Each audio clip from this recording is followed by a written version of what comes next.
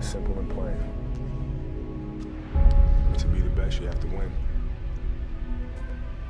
That's why I play the game.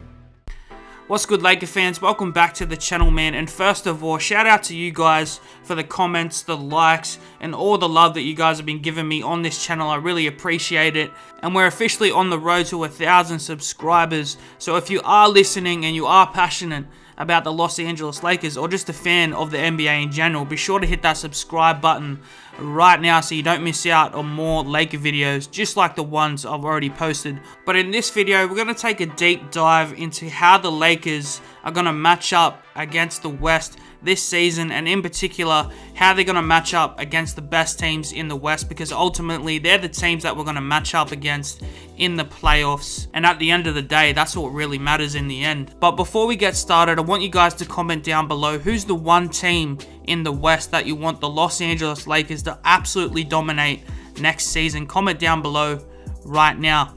So the way this video is going to work, I'm actually only going to talk about 5 teams, because I simply see these 5 teams that I'm going to talk about as our most difficult matchups in the West. The teams that pose the most threat in stopping the Los Angeles Lakers from winning a championship. And let's start off with the most controversial team, a team that we love to hate, the Los Angeles Clippers. Now I know that, Kawhi Leonard's most likely going to be out for the rest of the season, but it's not 100% set in stone that he's not going to come back this season. So he very well might, come into this Clippers team during the playoffs and really give this team a lift. So until, we get reports that he's 100% not coming back, I'm not going to rule out the fact that he's not going to come back. I mean, they don't call Kawhi Leonard the robot for nothing, and we know when he's on this Clippers team, they can be very dangerous at their best. And I still believe a healthy Clippers up there with the Warriors are our biggest threats to come out of the West.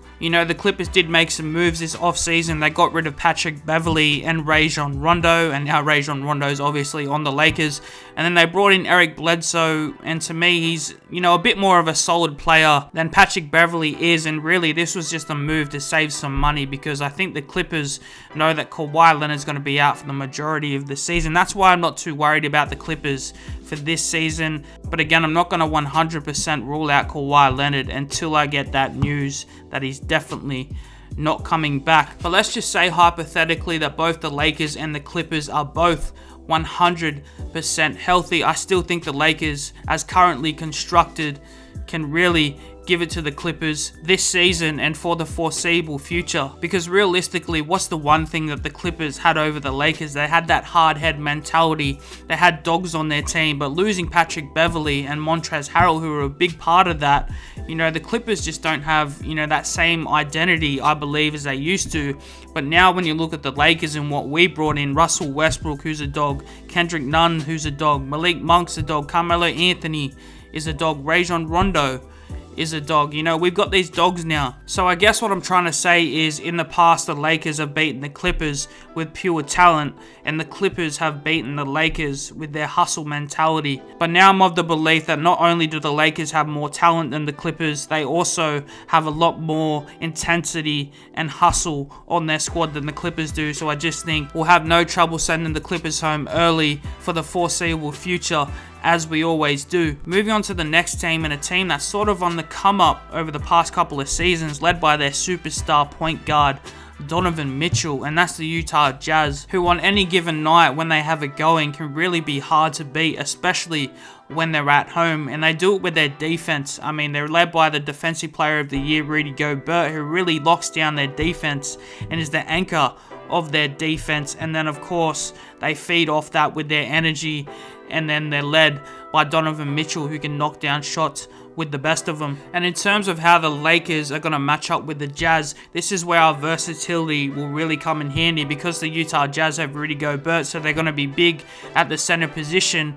We can even start Dwight Howard or DeAndre Jordan instead of starting Anthony Davis at the 5, and that'll make us the bigger team then. Or we can play that small ball lineup, move Anthony Davis to the 5, move LeBron or Carmelo Anthony to the power forward, and really be quicker running up and down the floor and really run rings around the Utah Jazz. Because in terms of talent, there's loads more talent on the Lakers than there is the Utah Jazz. And the way that the Utah Jazz like to win their games is they try to out-hustle you and try to outwork you, especially early in the game. They really try to test you. But it's also been proven if you can stick with them for the first half of the game and match their hustle and their hard work, you can outlast them and really start to score some buckets and ultimately put them away. And that's exactly what the Clippers did last year in the playoffs. And that's a series that I thought the Utah Jazz should have won. And I think that's ultimately how the Lakers are going to beat the Utah Jazz this season as well. Because ultimately, I just don't think that they have enough talent on that team and enough experience to beat the guys that we have on the Lakers. Moving on to the Phoenix Suns. Yes, the Phoenix Suns coming off a fairy tale season where they beat the Los Angeles Lakers in the playoffs. But let's be honest, if Anthony Davis never went down, I'm 100% certain that we win that series. I mean, we were up 2-1 when Anthony Davis went down. Not to mention that LeBron James was pretty much injured for the whole entire playoffs, including that series. And our young guys just couldn't step up off the bench and replace Anthony Davis because he's just that good that you just can't replace a player like Anthony Davis. And ultimately, we're just not the same team without Anthony Davis, and that's exactly what happened. But in terms of this season, I think, look, the Suns, they're pretty much the same team as they were last season, and to me, the Lakers have just gotten better, at least on paper, and I think we'll have no trouble, coming up against the Phoenix Suns and really putting them away. And I think we'll come back, on our revenge tour and really give it to the Phoenix Suns, knowing that they beat us last season, and really show how dominant we can be. But in saying that, anytime you have a player who's a just straight out pure bucket like Devin Booker, you can't have it your all way. So that's why it's going to be important to have guys like Kent Bazemore, Malik Monk really, coming to the table and taking those tasks. Trevor Ariza is probably going to be switched on him. Guys like this really need to come to the table when you're up against these guys that can just flat out shoot. So it's going to be important that our young guys step up or our experienced guys step up when you have a player as good as Devin Booker. But again, ultimately, I just think the Phoenix Suns just don't have enough to stop Anthony Davis, LeBron James, and Russell Westbrook coming at you at 100 miles an hour. Moving on to the next team in the Denver Nuggets, and this is a team who quite honestly scare me at times. Okay, maybe I wouldn't say that I'm scared to verse the Denver Nuggets, but I'm just saying that Jokic and Jamal Murray combination, when they have it going, they can literally beat any team in this league. I mean, Jokic to me is one of the best big men I've ever seen in my life. I mean, what he can do in terms of playmaking, bodying up guys, getting layups, shooting the 3-ball. He's really the most complete center that I've probably ever seen in this modern game. He's just that good. And some nights he can just literally be unstoppable. And that's ultimately why he was the MVP of last season. Although he does have one part of his game that you can expose, and that's his defense. And that's ultimately what happened when the Lakers and Denver matched up in that final series the year that the Lakers won the championship. I mean, we just found out that, pretty much Jokic cannot guard Anthony Davis, and Anthony Davis really gave him the business in that series. And there are some question marks over, the health of Jamal Murray. We're not sure when he's going to return and if he'll even be the same player coming off a pretty significant injury. But as I said, when they have this combination going, they're very hard to stop. But in saying that, again, I just don't think they have enough to get over the top of this new Los Angeles Lakers outfit, especially if these two players don't have it going. Because out of all the teams in the West, we tend to guard that duo better than any other team, especially when we can bring on our big guys again. Because of our versatility, we can bring on a Dwight Howard who matches up very well against Jokic, especially because he has that big frame and he's strong. He's not going to get bullied around in the paint. And then we also have Anthony Davis, who's one of the best big man defenders in the league, to help him out as well. So I think in terms of the matchup, we match up very well against Denver. And the only way I see Denver beating us in a series is if, Jokic and Jamal Murray play an absolutely, a phenomenal series, just like they did against the Clippers. That series where they made that amazing comeback, although I think in that series, it was more about, the Clippers falling to pieces in the end, rather than the Denver Nuggets completely dominating that series. Moving on to our last team in the West, and that's the Golden State Warriors. And look, let's be honest, this team can really be anything, especially with Klay Thompson coming back, the Splash Bros coming back together, and when they have it going, they're pretty much unstoppable out there, at least offensively. I mean, you give them an inch and they can easily knock down 10 3-pointers in a row and then just completely run away with the game. But realistically, much of their season is going to rely on how good Klay Thompson is coming back after a couple of horrific injuries over the past couple of seasons. How good can Klay Thompson still be? How much of an impact is he going to have on the Warriors? We know he's going to be a shooter, but can he do other things rather than just be a shooter?